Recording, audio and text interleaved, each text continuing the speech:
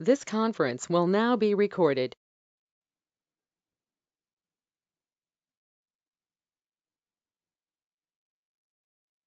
Okay, so we begin with these antibiotics, which are the chemical substances that are produced by microorganisms, and they are being used by us to kill other microorganisms which are causing different types of infectious diseases to us. Okay, so these are the three people who have played a very important role in discovery of the first antibiotic, that is penicillin, during the World War II. It was seen that during this time only there were a lot of infections, cowpox, smallpox, chickenpox, so many other infectious diseases that cropped up because of the war. And it was during this time that further discoveries were made, and the scientists zeroed down on the penicillin antibiotics. So I have already covered in the physical class what are the salient features of an antibiotic. You can take it down from your classmates. It will be very useful to you, that what are the salient features that an antibiotic should contain. Okay, like for example, it should have a broad spectrum of activity. Infection is not necessary that it will happen because of only one certain type of microorganism. At a time you can have two or more different microorganisms which are going to cause the infection. So in that case you should have an antibiotic which is able to have activity, or able to prevent the infection which is caused by more than one different type of microorganisms also. So that is called as broad spectrum of activity. Spectrum means it is having activity, or it is showing activity against different types of microorganisms. The most important thing after having good pharmacological activity is having less amount of side effects to the patient, or it should be less toxic. We are now amidst a pandemic, and we are seeing that remdesivir, an antiviral agent, is very much in demand. So it is not in demand only because it is having activity against the COVID-19 microorganism, but it is also in demand because the side effects that it has is bare minimum. Or even for that matter, the vaccines that are there, the two main vaccines that are available in India, that is Covaxin and Covishield, have shown the minimum amount of adverse reactions or side effects.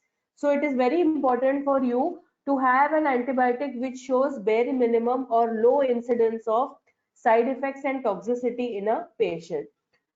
In the case of antibiotics, there is something which is called as an anaphylactic attack that is very commonly seen. Okay, if you ever happen to work tomorrow in an industry which is involved in making antibiotics, whatever may be the formulation, as in it may be a eye drop, it may be a ear drop, it may be a tablet, capsule, whatever it may be, the primary requirement when you are taking up that job will be, you will be tested for your penicillin anaphylactic attack.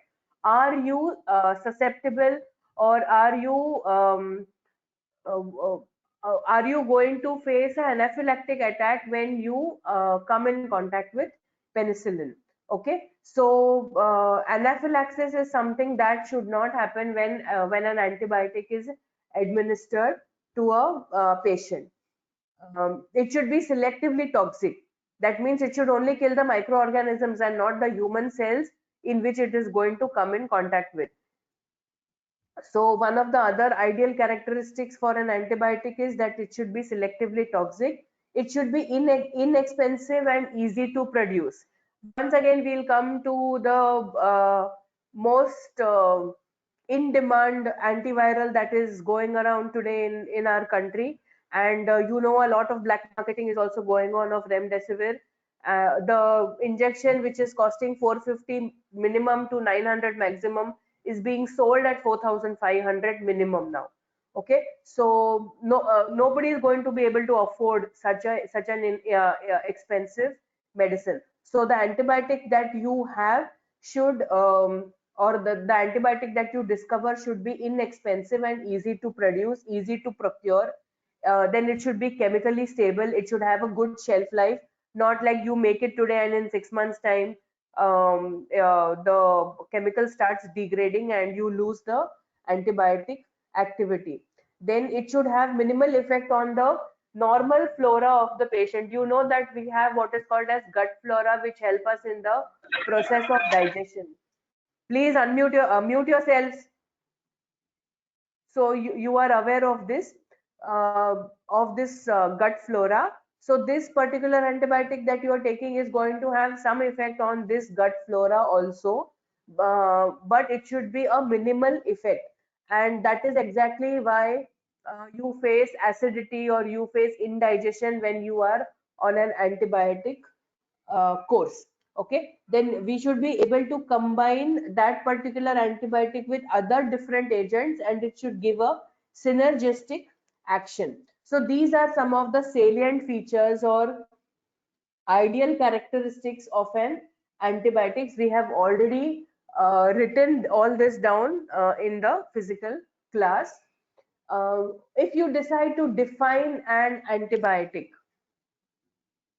then you can say that an antibiotic is a chemical substance and it is a product of metabolism from an microorganism, or it can be a synthetic compound or a synthetic product which has been having structural similarity to the naturally occurring antibiotic. Like for example, we have penicillin antibiotic.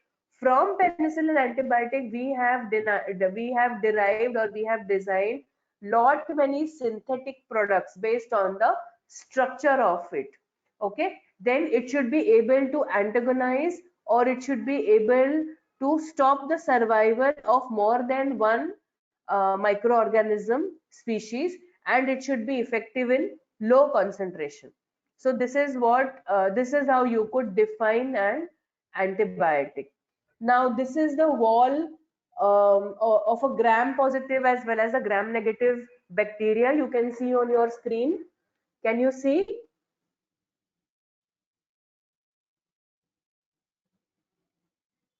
Yes, ma'am. Yes. Okay. So even in the physical class, if you all remember, I had mentioned about the gram positive and gram negative cell wall of the bacteria, and you will see that the gram negative cell wall or the cell wall of the gram negative bacteria is more complicated or it is more difficult to penetrate than the wall of a gram positive bacteria. Now this cell wall becomes a very important or cell wall penetration becomes a very important step for the antibiotic, because unless and until the antibiotic penetrates into the microorganism cell, it will not be able to give any pharmacological action. So you can easily say, or even a layman can tell you for just seeing the structure, that this particular cell wall of the gram positive bacteria is more easy to penetrate than the penetration through a gram negative bacterial cell wall. Now the gram negative bacterial cell wall is having a lot of other constituents.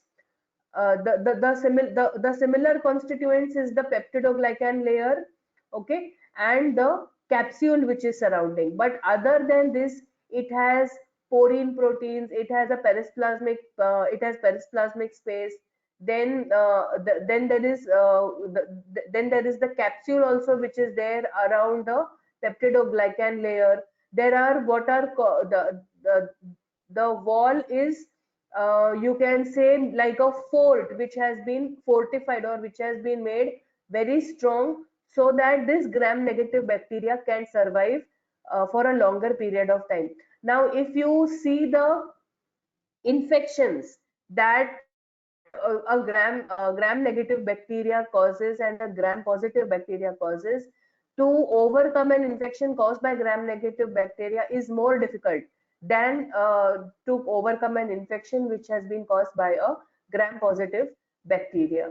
Okay, now after the gram-negative bacteria, the cell wall of the Mycobacterium species, which causes tuberculosis, is considered to be the most complex. Okay, if you see the table below, okay, there are certain drugs which I have mentioned, like there are penicillins, there are cephalosporins, quinolones, tetracyclines, sulfonamides, there is polymyxin, there is isoniazid, and you see that the tetracyclines have maximum spectrum of activity from right from gram negative bacteria, gram positive bacteria, up till the rickettsia. They have activity, or they are able to penetrate the cell wall of all these different types of microorganisms. However, the penetration through the mycobacterial cell wall is very limited. In fact, if you see, only streptomycin and isoniazid has shown the capability or the ability to penetrate through this mycobacterium tuberculosis cell wall. Okay, that is the reason we are not able to gain control over tuberculosis cases, and we still lead in tuberculosis cases worldwide. To add to it, there is something which is called as development of the or development of resistance. Okay, now this is how the resistance is developed to different antibiotics. Usually when an antibiotic has to act, the first thing it has to do is, I told you, it has to penetrate the cell wall. Okay, after it penetrates through penetrates through the cell wall, it has specific targets, like it has an enzyme on which it is going to act, and it is going to prevent metabolism. Then it has other you can say metabolites to which it is going to bind, and it is going to prevent the survival of the microorganism. However, what happens when when resistance is developed to the antibiotics? Different things can happen. Number one is the cell wall composition can change, and the entry of the drug into the microorganism cell itself will be reduced, it will be decreased, or it will be stopped. Okay, or very easily the drug, if by chance it has entered, very easily it will be effluxed, or it will be thrown out of the microbacterial cell. Okay, then there will be change in the metabolic pathways. There are different metabolites which the antibiotics are going to target for it to act on the microorganism and to prevent the growth of the microorganism or the multiplication of the microorganism. So these antibiotics are very, you can say, they have specific targets, like they will be targeting a particular metabolic pathway. So the microorganism realizes this, and it will find an alternative pathway.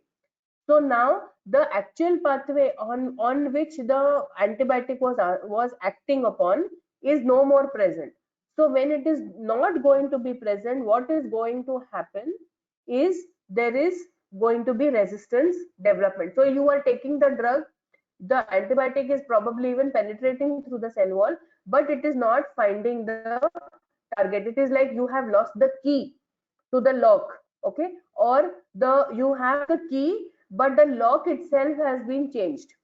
Okay, if you remember the enzyme model, okay, or the lock and key model of the enzyme. So a lot of your antibiotics are based on the lock and key model, where the antibiotic binds to the metabolite, or it binds to the enzyme, and it prevents the growth of the microorganism. On this similar line, if the metabolite changes, if the enzyme acting changes, or the enzyme structure changes, the antibiotic will not be able to identify that. Okay, it is not artificial intelligence. It is one chemical structure which is designed to go and bind with an XYZ type of enzyme. So if you change the knock, if the microorganism changes the pathway, if the microorganism changes the enzyme itself, then in this case, what is going to happen is resistance is going to be developed. Now, till now, we in medicinal chemistry, we or even in pharmacology, you all have always mentioned about mechanism of action. But henceforth, when you are writing about a large number of these chemotherapeutic agents, be it antibiotics, be it anti-malarial agents, be it anti-tubercular agents, what you should also add as a footnote to your answer should be the mechanism of resistance development, if any you are aware of. So when you are making your notes, um, add to it the mechanism of resistance development drug wise. Okay, if it is penicillin, then what could be the pathway because of which resistance could be developed to penicillin? If it is a cephalosporin, then what could be the resistance development pathway? So this should be added into your notes by you on your own. Okay, so these are some of the ways in which you can avoid resistance development. One of the primary things, probably you know what you have to do is you have to complete your antibiotic course. Okay, and a course of a drug like azithromycin is for 5 days. Okay, you are not supposed to stop it before that. You are supposed to complete those 5 days. If you are going to stop it, you are giving a chance for the microorganism to develop antibiotic resistance. Start with a low spectrum or a narrow spectrum drug, and be specific when you are prescribing the antibiotic. Now, if you have a case where you are having a patient suffering from, say, urinary tract infection, a urinary tract infection most commonly is caused by E. coli. Now, E. coli is a gut flora which can easily shift from the anal region to the urethral region, and because of this, you will usually have what is called as the urinary tract infection. Now, other than this, that means other than E. coli also, you can have organisms which will cause urinary tract infections. Now, technically, the way to prescribe an anti-UTI agent is to grow the urine sample culture, which means you collect the urine sample from the patient and you make a culture out of it in petri dishes. Okay, you add the agar or whatever food that you are making for the microorganism into the petri dish, and you grow a urine culture. So when you grow a urine culture, you are able to identify exactly which type of microorganism or microorganisms have what you can say been responsible for causing this urinary tract infection. Then you can give specific antibiotic agents. Now, this is a very time consuming process. It is not that if you put the culture now in an hour, you will be able to grow the culture. It is 24, 48, 36 hours, 72 hours of observation.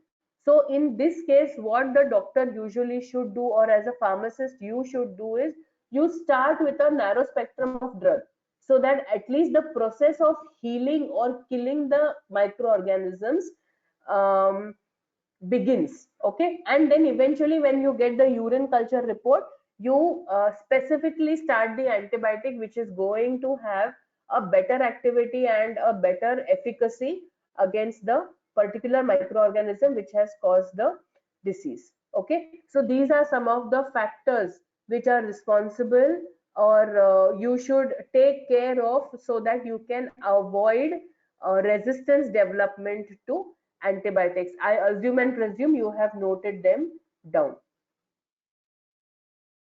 Okay. Now we move on to the classification of antibiotics. This is the chemical classification of antibiotics. There are something which are called as beta-lactam antibiotics, and they have been classified into penicillin, carbapenem, oxazepinum, cephalosporin, oxacephalosporin, etc. Then there are aminoglycoside antibiotics. There are tetracycline antibiotics. There are macrolide antibiotics. Okay. And these are all structural classifications, as in there is a beta lactam ring present, and that is why it is called as a beta lactam antibiotic. There is a aminoglycoside ring present, that is why it is called as a aminoglycoside antibiotic. Okay, so this is how the classification happens. Then you can also classify them based on their mechanism of action. What do? They inhibit cell wall synthesis, or they inhibit metabolite synthesis, or they inhibit folate formation, or they inhibit the formation of proteins. So these are all the different um, classes based on their mechanism of action. Okay, so now what you see on your screen is the pinum, cefum and oxapinum ring. Okay, is it visible to everybody?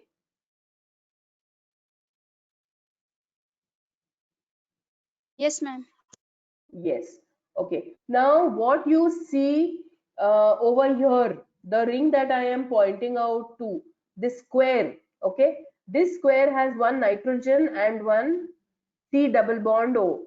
This is actually the beta lactam ring. And if you see, this beta lactam ring is common to pinum, it is common to cefum, it is also common to the oxapinum. Okay. And what changes every time is this second ring which I'm pointing out to you now in all the three structures. Like for example, in pinum, you have this beta lactam ring. Okay, any compound which is going to have this beta lactam ring is going to be called as a beta lactam compound.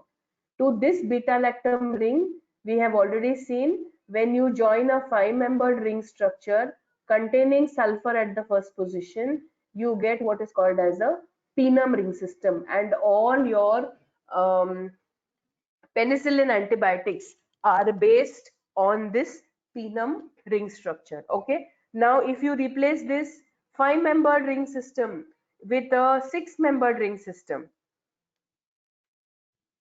you get what is called as cefum. Okay, and if you replace in the pinum structure, the sulfur is replaced by oxygen, you get what is called as the oxapinum ring structure. Similarly, you can have monobactam, you can have carbapinum. I have purposely not added the structures here. I want you people to draw the beta lactam ring, and after drawing the beta lactam ring, add below it the pinum ring structure which is visible to on the slide, the cefum ring structure, the oxapinum ring structure, and after that you will add on your own monobactam ring structure. I will just tell you what is a monobactam ring structure.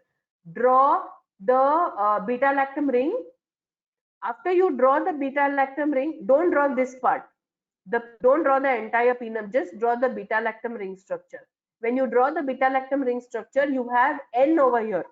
Make this N as NH. Make this ring, make this N, this nitrogen as NH.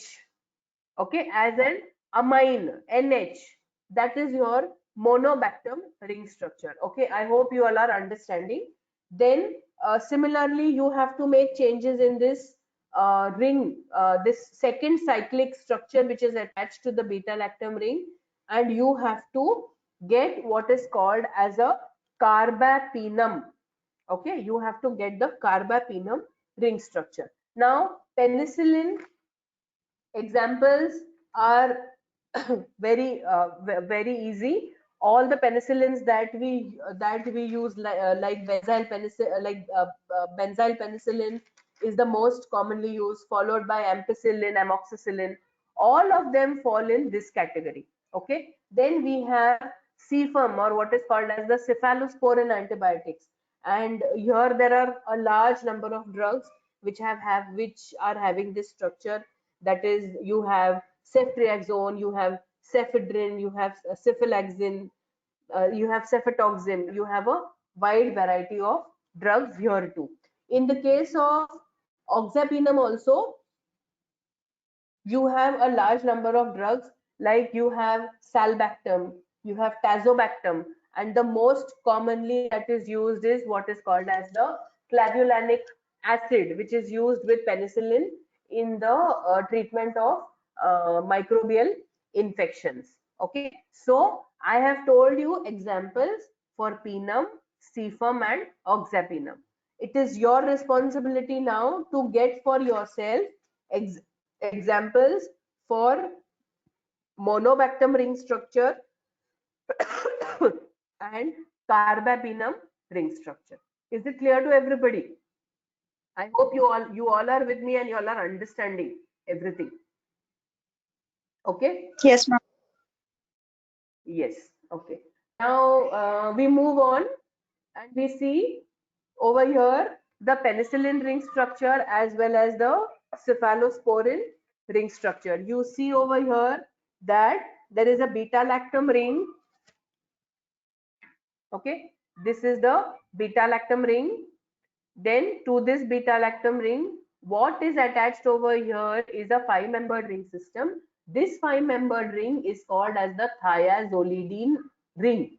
Okay, thiaz because the sulfur group is present over here. Okay, so it is the thiazolidine ring and they both are fused or joined with each other.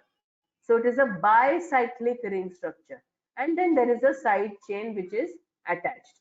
And you can also see the numbering that has happened. Okay. Similarly, on these lines only you have what are called as the cephalosporins. So what do the cephalosporins have? The cephalosporins also have the beta lactam ring. Then what changes happens? The thiazolidine ring, which is a 5-membered ring, is being replaced by a 6-membered ring, which is called as the dihydrothiazine ring structure. Then, of course, you still have the side chain also, which is attached at the 7th position now. Here, in the case of penicillin, it is attached at the 6th position. In case of cephalosporin, that becomes position number 7. Okay, and then on top of that you have another addition of a group, okay, or a substitution at the 3rd carbon also. So this is the cephalosporin ring structure. Now as the spectrum of activity for cephalosporins increases, the classification happens. First generation, second generation, third generation, and so on, so onwards. The spectrum of activity is increasing with every generation. That is why they have been classified based on the spectrum of activity that they have possessed.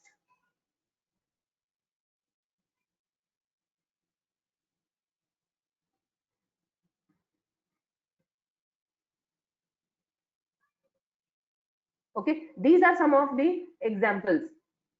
This example is phenoxymethyl penicillin, the one which I am pointing out on the slide below. It is phenoxymethyl penicillin. Then here there is the most common benzyl penicillin. We will be doing an experiment also in it very soon. We have cloxacillin, we have dicloxacillin, ampicillin, amoxicillin. These are very commonly used antibiotics. The first line of treatment for any infection usually will begin with an ampicillin or an amoxicillin. Okay, so these are some of the examples of penicillin antibiotics.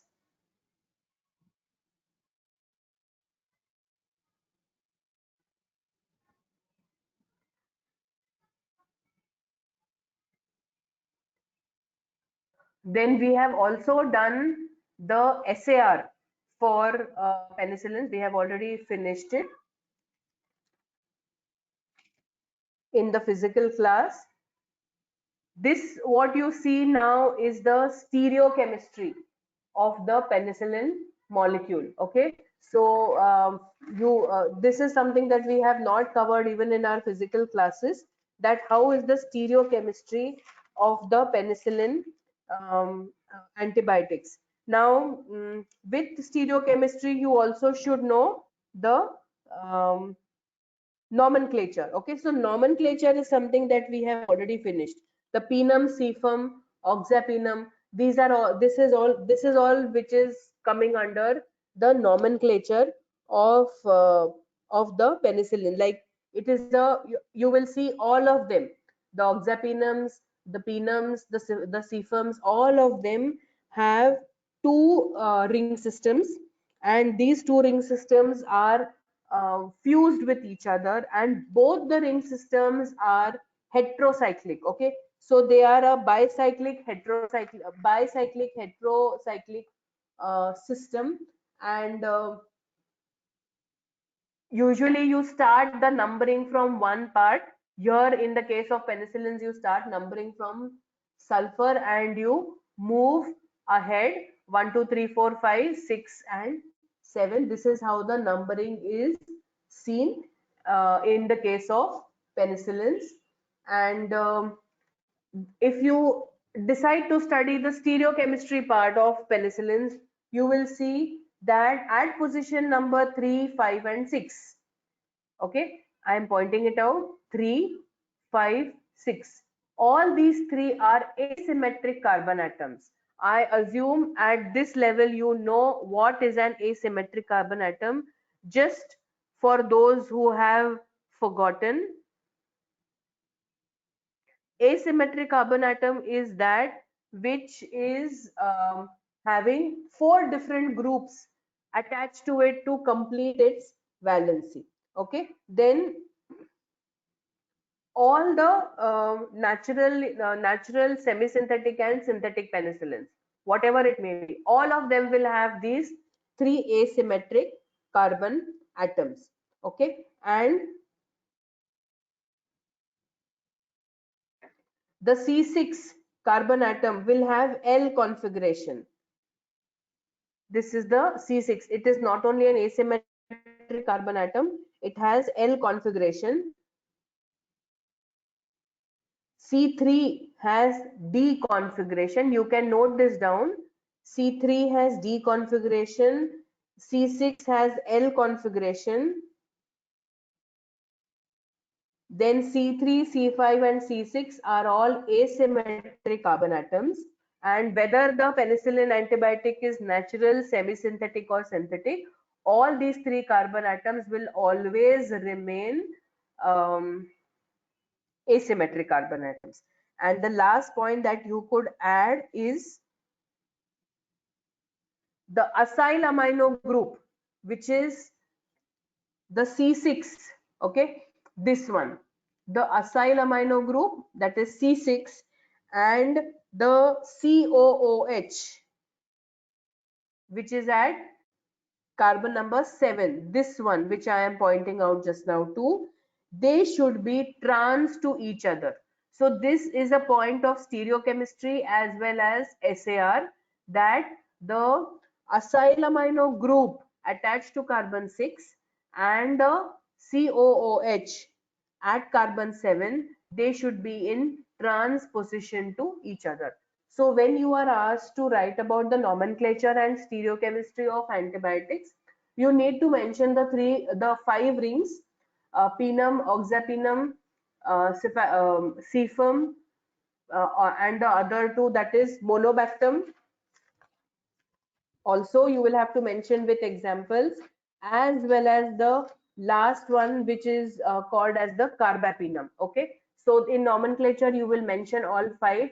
You will mention the examples also of each of those structural antibiotics or penicillins, and after that you will write about the stereochemistry, which has very simple points. Number 1, carbon 356 is asymmetric in nature. This remains asymmetric for natural, semi-synthetic as well as synthetic penicillins which have been designed or which have been discovered. Then the orientation of the acyl amino group at carbon 6 is trans to the COOH group which is present at carbon number 7. Okay, and the acyl amino group is having L configuration, whereas the COOH group has a D configuration. Okay, only when they will have L and D configuration will they be trans in position to each other. Okay, so this is about the stereochemistry. So we had not covered this in our theory class. I assume that you have noted down as I have been explaining the stereochemistry of penicillins.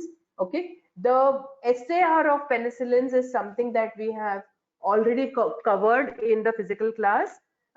Quickly, we will revise what is there in the SAR. Position 1, you have sulfur group.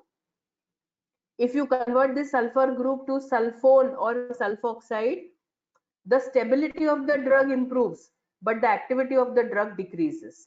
Okay, then you come to position number 2, where you have two methyl groups attached to the carbon atom, and here if you do any changes, there will be loss of activity. Position number 3, you again see a COOH group, and this COOH group is must and should. If you replace this with an ester or an alcohol, then you will have an inactive compound. Position number 4, nitrogen is must. Obviously, that beta-lactam ring structure should be present to have antibiotic activity. Position number 5, no substitution allowed. Position number 6 always has the R group, the R chain. It helps in naming the penicillin antibiotics like amoxicillin, ampicillin, benzyl penicillin. Every time this R is going to change in every example of penicillin. And this R group should be an electron withdrawing group. It should be it should make the compound nucleophilic, so that you are the antibiotic or the penicillin is able to penetrate. The more nucleophilic the compound, the more easily will it be able to penetrate through the cell wall. And position number 7, again it is standard. It has to be a C double bond O, or it has to be a carboxyl group. And if you attach a very bulky group here in the position R,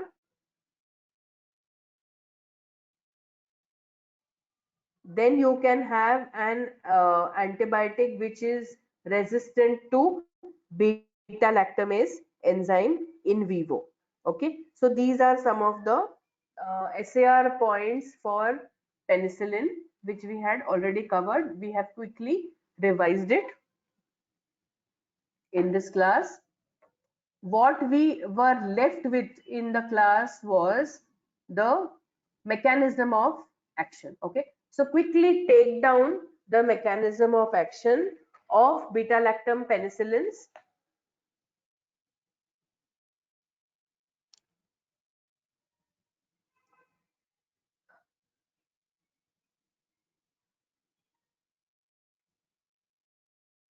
The main difference between a human cell and a bacterial cell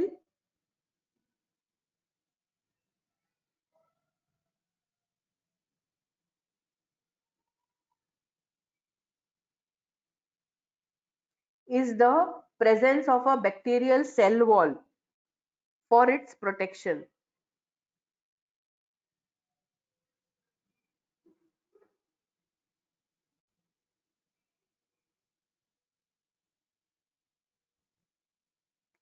The osmotic pressure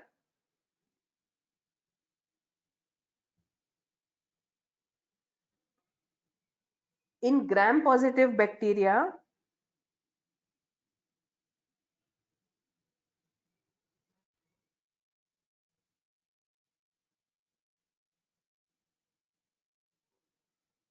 is around 5 to 20 atmosphere,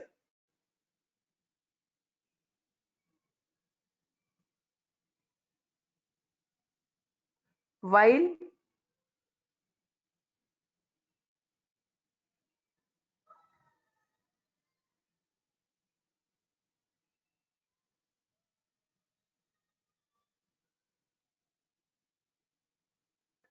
in the case of gram-negative bacteria,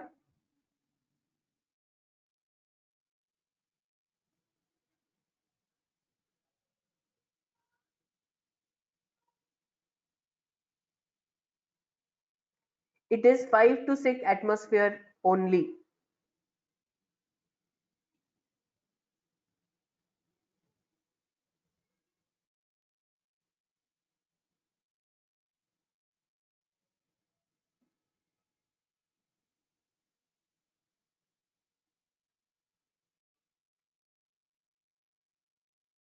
The composition of a gram-positive bacterial cell wall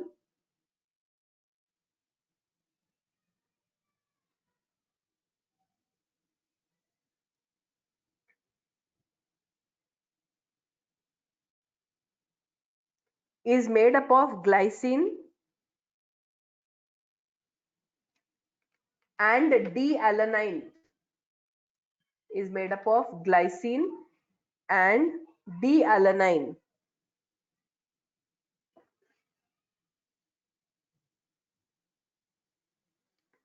And both these polymers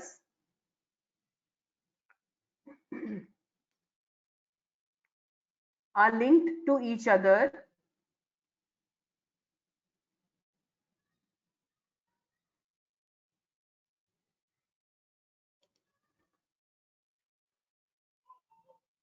through cross-linking. Through cross-linking.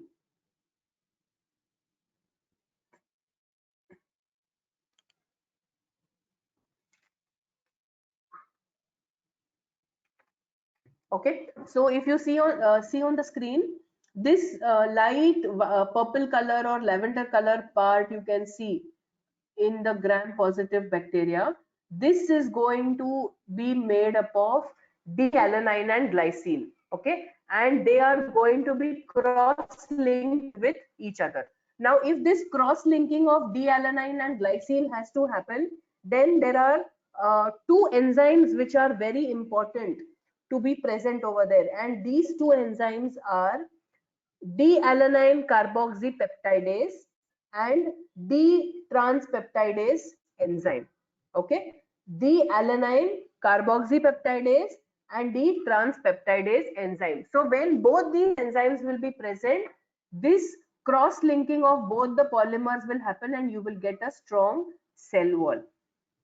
Now, what penicillin antibiotics do is they are inhibitors of these two enzymes, D-alanine carboxypeptidase as well as D-transpeptidase enzyme. So when both these enzymes or any one of these enzymes is affected by the presence of penicillin or its activity has been decreased, then you have a weak cell wall. And when you have a bacteria with a weak cell wall, its cell organelles are going to leak out of the bacteria very easily. So you are going to have cell death or the death of the microorganism. This is what is the mechanism of action of penicillin antibiotics. Okay. So take down the cross-linking of these polymers. The cross-linking of these two polymers requires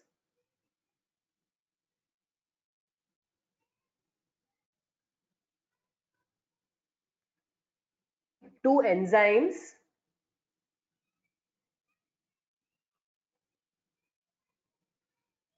carboxypeptide, D-alanine carboxypeptidase, you can underline it. It's from your MCQ point of view also, it's very important. From your GPAT point of view also, it's very important. D-alanine carboxypeptidase and D-transpeptidase.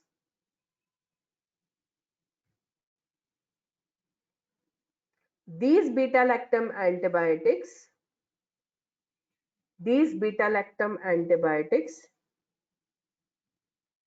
inhibit the function of these two enzymes.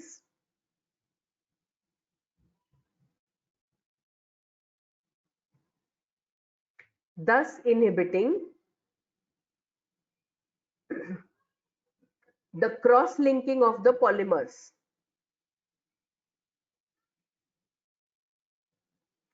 Which is essential for cell wall formation.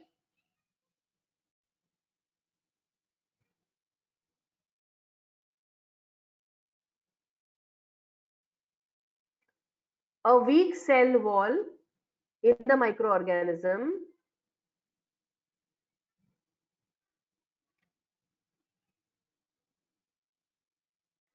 will cause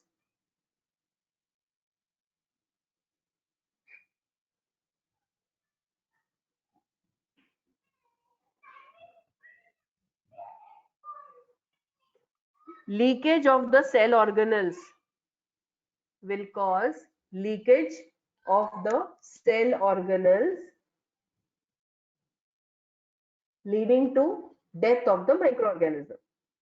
So this mechanism of action is common for all the beta-lactam antibiotics. Okay. Now, along with this, the other note that should come immediately after you finish explaining about penicillin antibiotics is the use of beta-lactamase inhibitors. I have taken it in the physical class. I will quickly revise these beta-lactamase inhibitors. Now, in the microorganism, there is an enzyme which is called as beta-lactamase. And this beta-lactamase enzyme is going to directly attack your beta-lactam ring. If it attacks this beta-lactam ring, it will lead to the destruction of the ring, and there will be formation of a compound which will not have any antibiotic activity. So, for prevention of inhibiting the activity of this beta-lactamase enzyme on the beta-lactam ring, you have the oxapinums, or what are called as beta-lactamase inhibitors. Okay, so these beta-lactamase inhibitors, what do? They form an intermediate with the beta-lactam antibiotic. Suppose you are taking benzyl penicillin with benzyl penicillin, you will be taking a oxapinum. Usually, most commonly, the type of beta-lactamase inhibitor given is type 1, that is clavulanic acid. If you see the composition of ampicillin or amoxicillin capsules, it will always be ampicillin plus clavulanic acid, or amoxicillin plus clavulanic acid. This is the reason behind it. It will form an intermediate. When this particular intermediate is formed, it will not allow the beta-lactamase enzyme to affect it. The activity, mechanism of action, the pharmacological action that you desire from this particular penicillin antibiotic remains intact, and you can have good antibiotic activity. Otherwise, the drug is going to get destroyed if you are not using clavulanic acid, or if you are not using oxapinums. Okay, so beta lactamase inhibitors have that oxapinum ring structure, and these oxapinums or these beta lactamase inhibitors are further divided into type 1 and type 2. Type 1 contains the example clavulanic acid, which we have already done in class. Other than it also has sulbactam and tazobactam. Similarly, type 2 has phenamycin and imipenem as examples of beta lactamase inhibitors. In permutation and combination, you can use them with penicillin or penem antibiotics to inhibit the activity of beta lactamase enzyme on the beta lactamase ring. Okay, so augmentin is a very common combination of amoxicillin and clavulanic acid, which is used for a variety of infections, right from respiratory tract infection to stomach infection, ear infection. It has a wide spectrum of activity, this combination of augmentin. Okay, and these are some of the oxapinum examples. One, clavulanic acid, you have already taken it down in the physical class. These are the remaining ones: sulbactam, tazobactam, and phenamycin. Okay, so when you are writing about penicillin antibiotics, you should add about beta lactamase inhibitors immediately below it, with the structure and examples of beta lactamase inhibitor, its classification, and how they are used in combination. What is the benefit of using a beta lactamase inhibitor with the penem antibiotics? Okay, so what we have done today is just a revision of what was covered in the 2 or 3 physical classes that I could take before.